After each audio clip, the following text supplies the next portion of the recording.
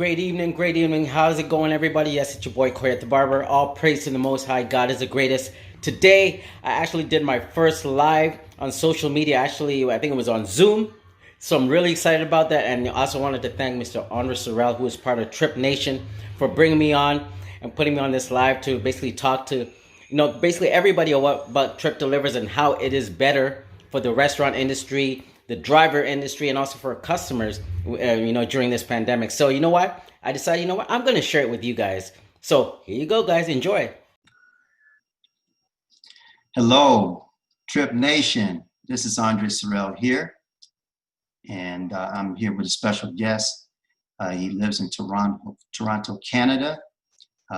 Entrepreneur, knows what he's doing. Very much a pioneer if you've seen his content, you know what he's all about. So his name is Koyet, and I'm just going to go ahead and ask him a few questions. So just tell me the origin of how you got started in business and how you got connected with TripDelivers.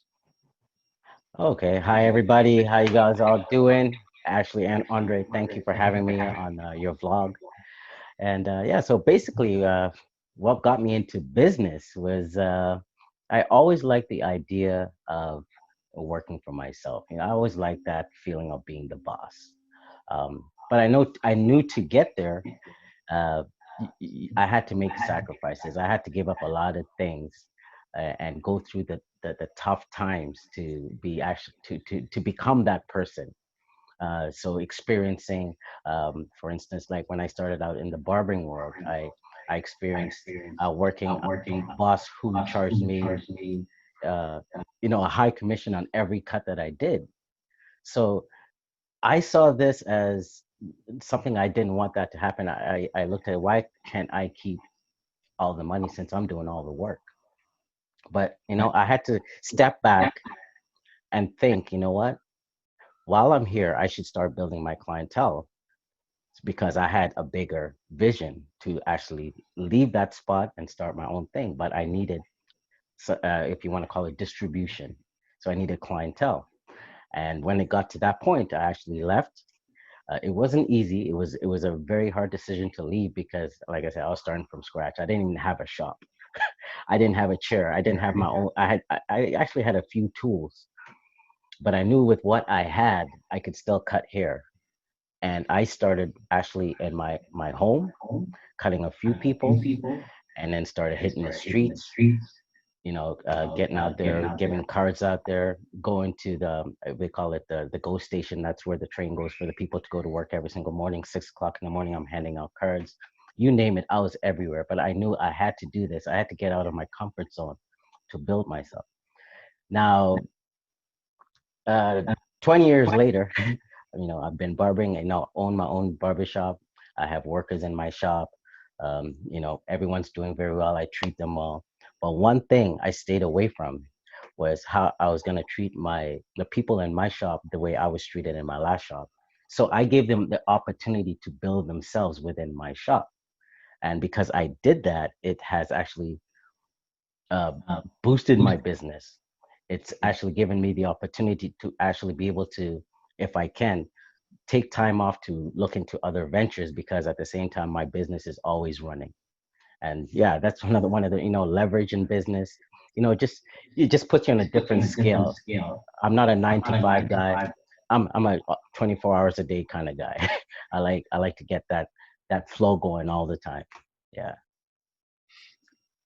So why TripDelivers? What makes you feel that this is going to be a game changer that's going to help people in your community and also help businesses and also help customers? Okay, I'll say for one, Trip Delivers has a very, very similar business model to what I run in the barbershop. And that is where, you know, my guys keep 100% of the fare, not the fare, the price of the cut. And at the end of the month, they pay me, they call it booth rent, or you want to call it, chair rent. And with Trip Delivers, it has a very similar business model where the drivers get to keep 100% of the fare. and they pay a subscription fee. And that to me, I thought was actually genius because, as a barber in the community, I cut a lot of drivers, I cut a lot of restaurant owners, and all I've heard from the drivers is complaints of these high, 25% to 50% commissions that they take off each ride that, when they pick up a passenger, they're taking about half of their pay. And to me, that's not fair. So when Trip Delivers came to be, actually, it used to be TripRides, which was the rideshare side, which is not operational right now. I said I had to be a part of this because this business model changed my life. I came from a commission-based model and I started doing my own thing, being my own boss, keeping 100% of my money, and it just got better from there. And I see this business model helping a lot of people because they're just blinded right now. And myself and yourself, we're here to educate them and show them a better way of handling their money and actually keeping more money in their pockets. And that to me is very powerful, something different, something disruptive, and it's going to bring change to a lot of people's lives. Very good. And speaking of that change, uh, can you tell me some of the markets that right now they're basically showing activity and potentially what will be that as far as expanding the awareness of trip delivers? Well, I can say right now, because, I look at the whole Trip Delivers community, the corporate team, and where the most action is right now. And we're looking at Nashville, Tennessee.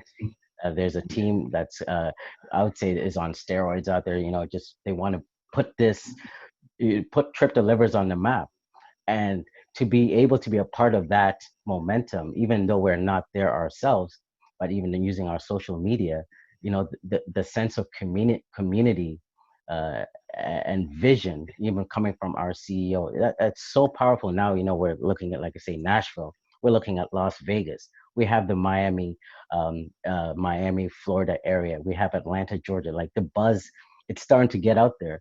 I have people reaching out to me who I haven't, talked to in months, who have been watching me do what I've been doing, even though things were down because of the pandemic. And it's actually a blessing to know that what we have here is actually powerful. It's going to bring change. And I'm just really excited that where we are right now. And also to say, yes, I do live in Canada. And I know I'm just crossing my fingers right now because some good things might be happening in Canada very soon. So I'm just putting it out in the air, let it manifest and let everything spread the way it's been spreading. And it's, you say, under in the last month, things have grown so fast.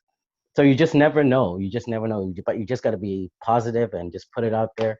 And I can see this blowing up very soon all over the US and hopefully Canada, across Canada, because yes, we are talking about Trip Delivers in Canada.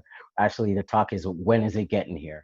So, because it's a very powerful business model. And yeah, we do want it here.